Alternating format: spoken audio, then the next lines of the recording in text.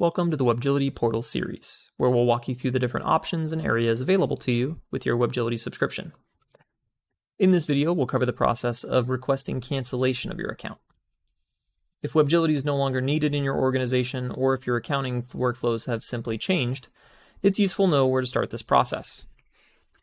You may have already seen the option in our previous plan changes video, but to request cancellation, navigate to your online portal and click on Plan and Usage. From here, you'll want to click Modify Plan, Cancel Plan, and then Continue. This will prompt a cancellation request, which is sent to our customer success team.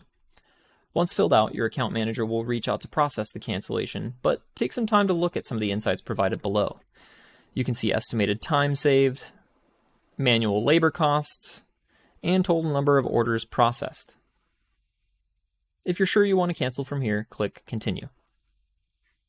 Let us know how we can improve, or if you have any outstanding issues or questions that led you to cancel. Our goal is to take care of you and be your e-commerce automation solution, so we appreciate any feedback that you can provide. Thanks for watching, and this concludes our account portal walkthrough.